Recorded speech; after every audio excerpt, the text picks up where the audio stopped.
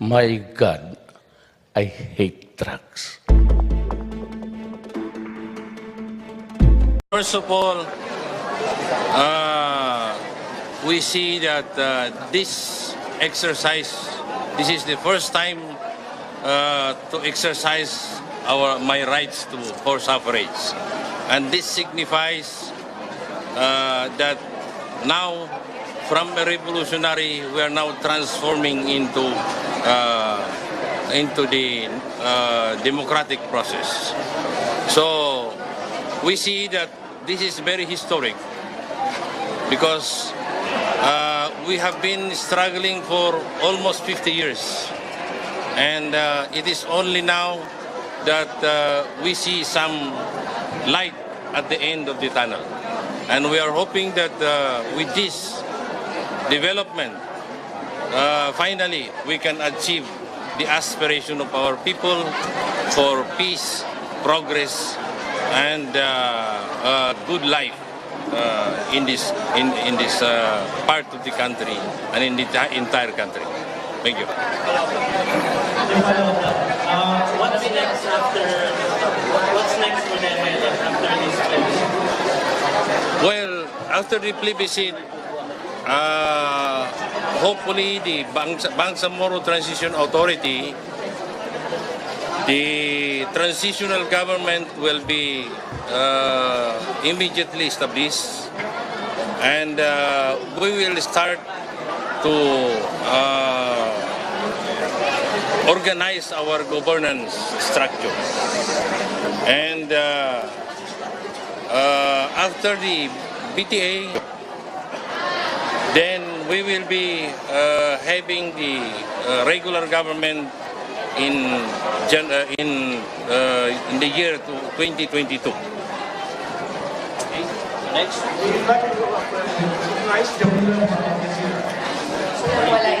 Masalam. Both questions go for Sir Thomas. Okay. And of course, Aggie. Okay. This comes at a very good time. Obviously, the momentum and the support for the BOL is not just from within your community, but also from the government. But it's also, the price to pay for this was very steep. If you look at the decades of fighting, the lives have been lost. What if, just by any chance, the plebiscite result did not, is not how you expected? Have you looked at the possible scenarios that may play out? And are you also prepared for other scenarios? I mean, both of you can answer. Well, as revolutionary, we are prepared for whatever scenario. And as far as the democratic process, as long as it is conducted in a fair manner, there is no manipulation, there is no intimidation, then there is no cheating. We are determined to accept whatever is the result. Now, if and when the BOL will not be ratified, then we will continue to struggle in order that the agreement of the MILF and the government will be implemented. Because we see that now it is the duty of the government to implement the agreement. We are only partner, but the main responsibility is from the government. They have to implement the agreement. So long you are a well-respected leader here, and what you put in is critical. Tell us more about what you are prepared for. I mean, despite obviously the support and the momentum is here, another scenario may also play out. Are you looking at that? First of all, we would like to thank the President for the sincerity. In fact, we feel that this is the only President who is really pushing for this ball. So we're extending, on behalf of the Bangsamoro people, we're extending our sincere thanks to the President. And the fact that we are looking for peace, nagkaroon na tayo ng usapan. So with the action of the President now, we are really you know, sure that something good will happen. Hindi kami nag-iisip ng negative.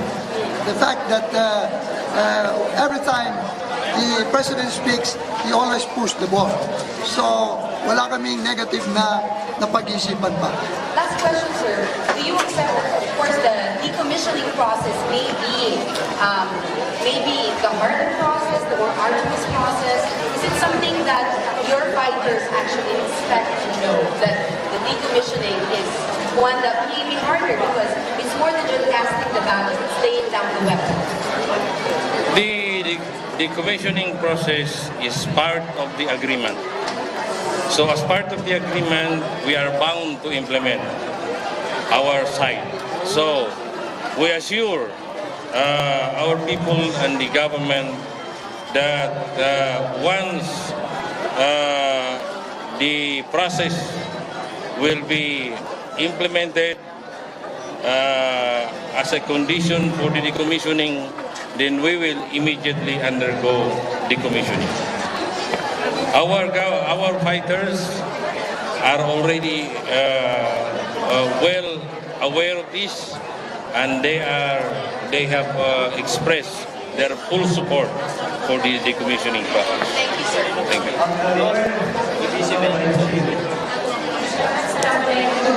Just your reaction on your comment. There were reports of the party in one of our recently teachers who they want City Hall. Hindi support na may mga nagtatanggap na pagbabala. Your comments and reaction. May mga butante na hindi sumipot. Mga teachers, BIs. Hindi sumipot dahil may pagbabanta.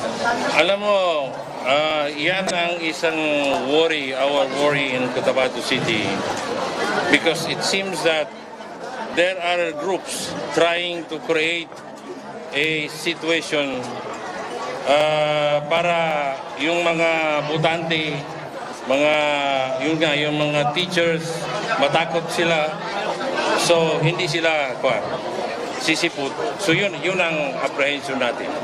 But we have already brought up this matter to the security, to OPAP, and to the 6ID.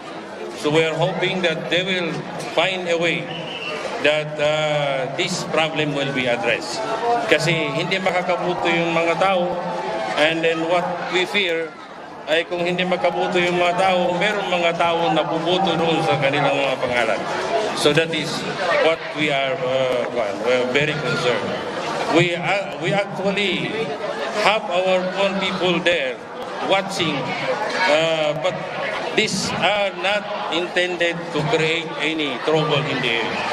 They are there just to look at the process, make sure that everybody will be allowed, will be permitted to vote, will be allowed to vote.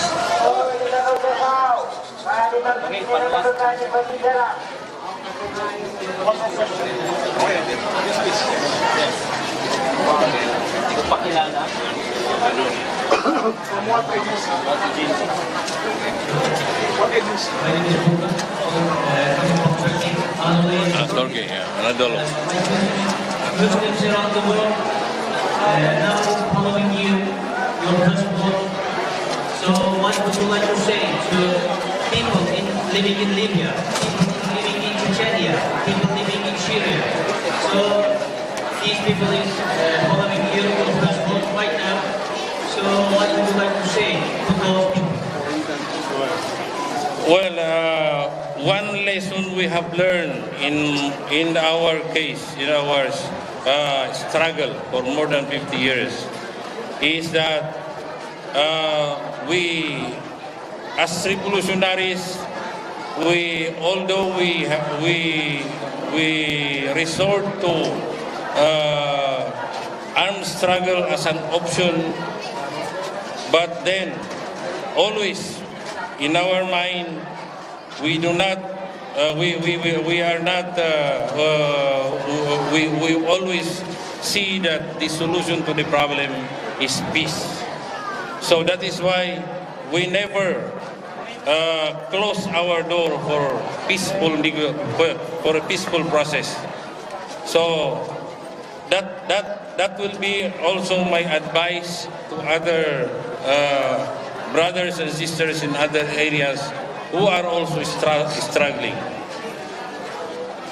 The important thing is we will not close our door for peace, because war could not be a solution. It is not a solution. The solution is still peace. So that is why for us, just to defend ourselves, we resort to armed struggle. But finally, we never hesitate to go back to negotiation. And that is, I think, contributed to our success in this peace process.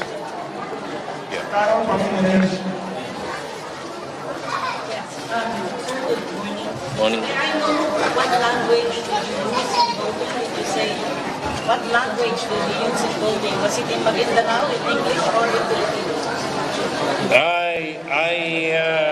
I use English. International language. How are you going to manage the expectations of your people, considering even if the law provides that there is a block grant or a special development fund, these are not yet in the budget this year, right? So how are you going to manage the expectations of your people, and how are you going to ensure that truly the ordinary borrower will benefit from this new government? I think one very important thing is we will be very transparent. As long as we will be transparent, people will know what is really happening. Even though they have very high expectations. But if they know the real situation, then I think they will understand. So now we have been trying to let them understand.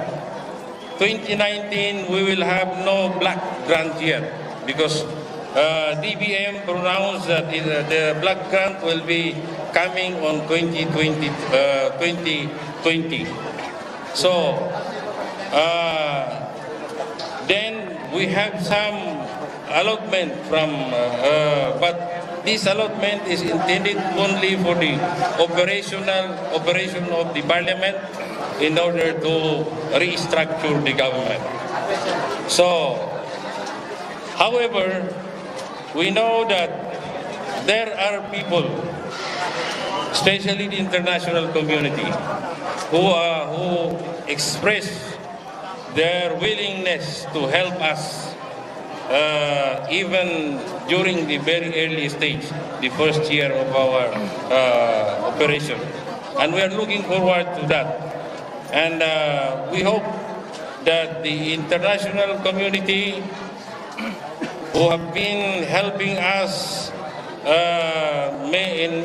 before will continue to help us and even maximize their help at this point in time, because our people needs very badly the assistance from the international community. And we look forward to maximize also whatever is remaining from the budget of the ARMM. Although by law, maybe we cannot already, this is already programmed, so we will see what we can do in order to make it more advantageous to the people. Last, you met with the foreign international partners, with the foreign development partners in October. Yes. They actually make commitments to you at the time, or are you going to meet with them again?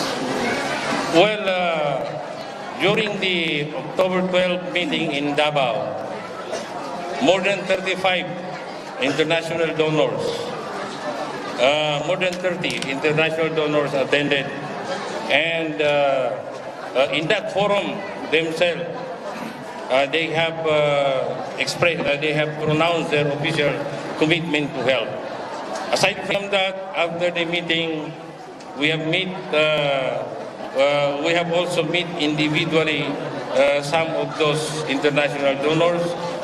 We meet JICA, we meet World Bank, we meet some UN agencies, and they committed to help when the PTA is in place.